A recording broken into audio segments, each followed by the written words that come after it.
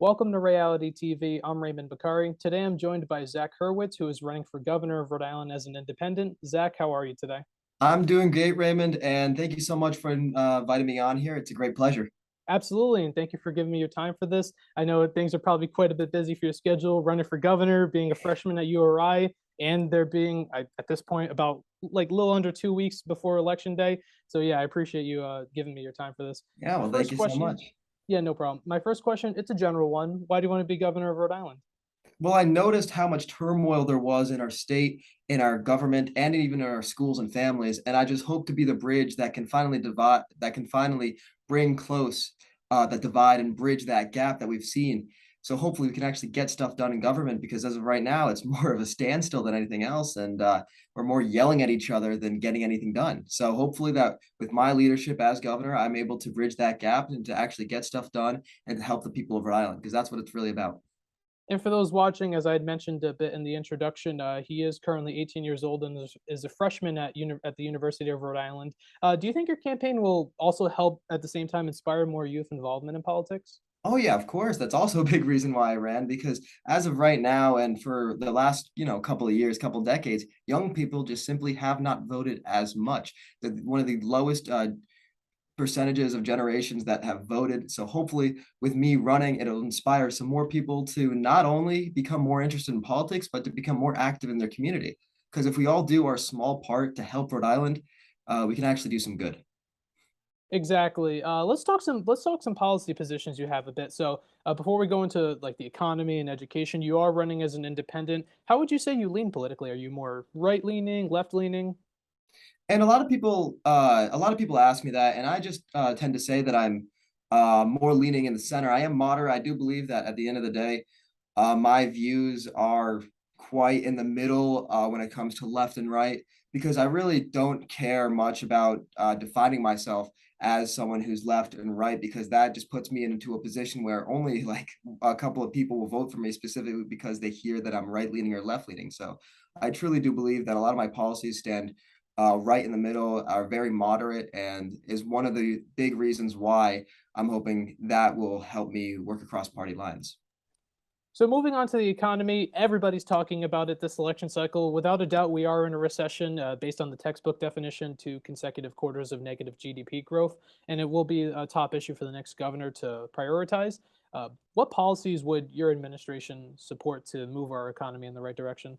Well, first off, I would invest more into, well, yes, it's a horrible thing that we're going into a recession, a possible recession, and that we're facing rising inflation every day. Rhode Islanders are hurting. So one thing that we can stop doing is investing into not we should put our priority and invest into programs that will actually help the people of Rhode Island, like affordable housing and food insecurity, not say a $60 million Pawtucket Stadium, because that's just not the right way to help Rhode Islanders. That should not be our priority and where we're spending our money, especially with a possible recession in the future. Sometimes you'll hear this typically comes from those on the right. They want to lower the sales and gas tax and get that relief right away. How do you feel about lowering those two I'll have to look taxes? further. Oh yeah, I'll have to look further into lowering the gas tax. But right now, we need long-term solutions, not short-term solutions. We cannot have a breath of fresh air followed immediately by years of hard times. We have to hopefully work through the hard times and come out the other side better than ever. We cannot have any short-term solutions right now. We need long-term solutions. And same goes for the sales tax.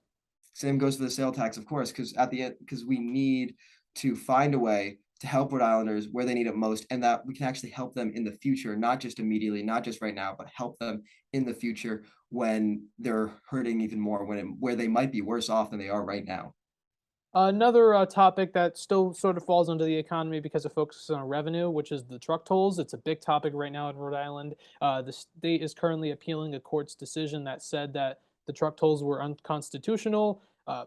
If you're elected, would you continue that appeal?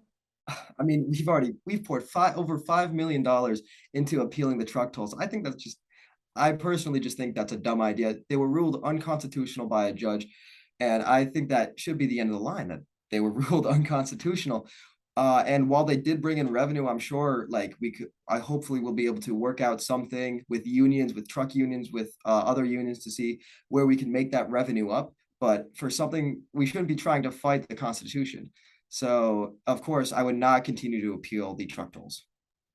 Moving on to education, it's another key issue on Rhode Islanders' minds heading into these last 2 weeks of the election cycle. One talked about educational reform that has gotten some national attention and even some local attention, albeit from the right, is school choice. Where do you stand on that idea? Well, I actually personally myself use school choice to get to a school where I felt was a better fit for me. I just think I'm a big fan of I'm a fan of school choice because I think that everyone in Rhode Island should have the same privilege that I was granted to go to schools that they feel more comfortable in. But that doesn't mean that we should be leaving our other less fun in schools, our more poorer schools in the dust. I still believe that we should be helping them and help hopefully by doing that, we can have those schools and those districts be more attractive and have people actually wanting to go to those schools. So, and hopefully with that, we'll be able to give students the choice that they need to feel more comfortable in high school and to actually get some stuff done and feel more achieving. So, kind of a healthy balance in the middle where they have the choice, but still ensure every school is a quality school. Exactly, because at the end of the day, because education's a big thing. I grew up in COVID delay, and I saw what a big damage it took to high school. A big damage that it hit, and the impact that that COVID had on high schools and K through 12 schools.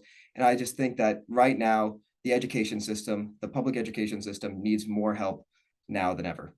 Focusing still on the public schools, typically those on the left will say that we need to increase teachers' pay, and that's also more of a popular idea in general. What are your thoughts on increasing teachers' pay? Well, as of right now, I think we should do more to support teachers.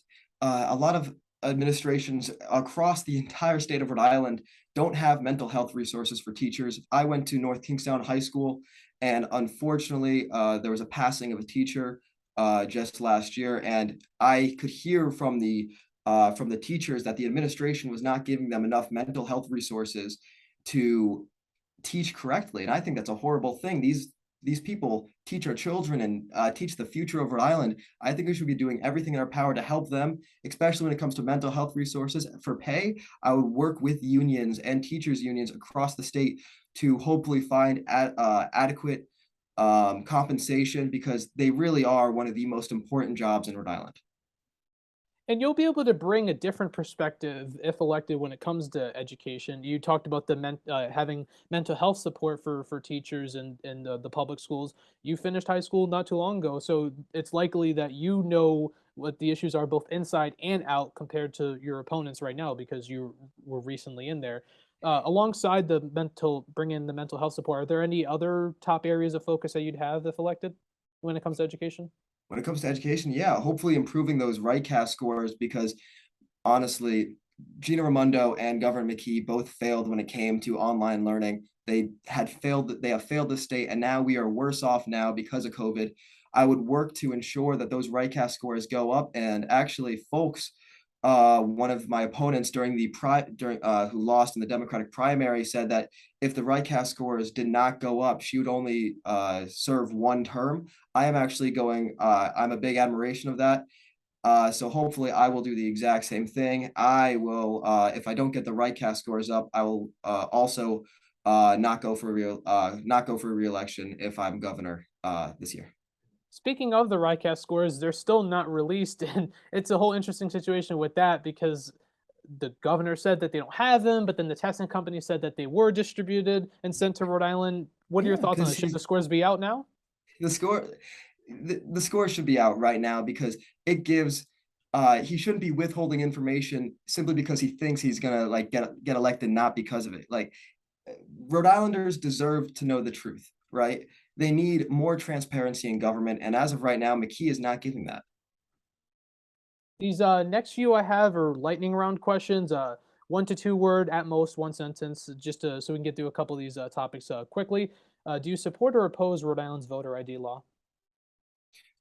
I support it. In terms of a dollar amount, what should Rhode Island's hourly minimum wage be? $15 an hour for starting out. Who is your political hero? And it could be past or present. Harry S. Truman. That's an interesting one. I don't hear that one often. And lastly, for the lightning round, if you're elected, you will have to serve with, work with whoever the lieutenant governor is. Currently, there are three candidates: Aaron Guckian, the Republican; Lieutenant Governor Sabina Matos, the Democrat; and Ross McCurdy, who I believe is running as an independent. Out of those three, do you have a preference of who you'd like to work with or Well, work one of the alongside? only, yeah, I only met Ross McCurdy. He's a clean cut guy. He's a science school. I believe Ross is the teacher that's running as an independent. And I mean, he's the only person I met, and he seems like a good man. My final question, it's a bit non-political and it takes a step away from the political issues. I like to ask this one at the end to end things on a lighter note. In your opinion, what do you think Rhode Island is best known for? I think our oceans. I think we have a beautiful coastline. It's very true, and we are the ocean state for a reason. Beautiful Exactly. beaches, everything, and I feel like that's also one of the main attractions people from outside the state come here for, if they know where they are. Because people like to say, "Oh, Rhode Island? Do you mean Long Island?" That one's one of the more infamous reasons for what we're Yeah, known I've for. heard that a lot. But we truly do have a beautiful state, and I would work to ensure that it is more beautiful than ever because I deeply care about the state and the people inside because it's absolutely amazing, and I love living here. Zach, thank you so much for giving me your time for this interview. It's been an absolute pleasure of mine to have you on. All right, thank you so much, Raymond. I appreciate it. Anytime. And thank you for watching this episode of Ray-ality TV. If you want to see future episodes as soon as they're posted on this channel, please click the subscribe button down below and the post notification bell icon to the right of it. I'm Raymond Bakari, and I'll see you on the next episode.